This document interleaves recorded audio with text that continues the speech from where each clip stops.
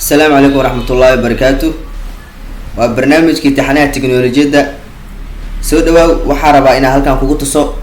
sidaad u soo ceshan lahayd faylal ama foldaro ka daleedmay markaad joogto Windows 10.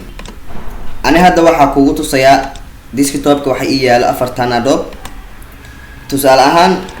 hal Adobe ka daleedmay, tusaale ahaan halkaas markaas aan u daleeday sidee u soo ceshan kartaa. isla waqti xaadirkan aasas meeshaad ugu jirtid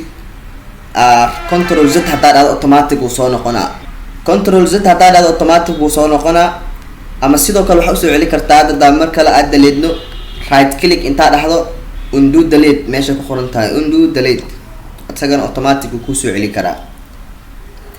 kaba soo qaad labadan aan daleeday waqti dheer laga soo wareegtay waqtiga daleeday sidee u heli kartaa automatic waxa tagaysaa recycle bin-kaaga marka tagto waxa ku soo galaayo meesha wixii aad daleeday meesha ku soo galaayo isla markaa soo ceshanay waa kuwan labadii hadda aad daleednay right click dhah restore soo dhah hadaa meeshaad ku soo noqoto ay soo noqdeen mararka qaar waxa jirto recycle bin-kaaga inuu off yahay recycle bin-ka asagana ona laga dhigtaa waxyaalihii aad daleeday si ay kugu soo noqdaan recycle bin-kiya wixii ka weysay sidoo kale tan waxa laga helaa file history hadaa meesha searching-ka aad tagto file history aad ku qorto meeshaas isla markaa waxa ku soo baxayo folder restore your files with file history hadaa ku dhufato waxa meeshan ku kaaga muuqdo no file history was found wax history oo file lama soo qaban ama lama soo helin meeshan waxa ku qoran file history is currently turn off file history-gaaga hadda xaadirkan aad taagan tahay turn off waa xiran yahay marka hadaad rabto waxyaalihii ka daleedmay in ay ku soo noqdaan file history aad ka hesho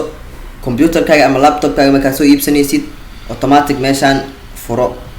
si hadda aniga uu ii xiran yahay si hadda u furto configure file setting-ga tagay marka tagto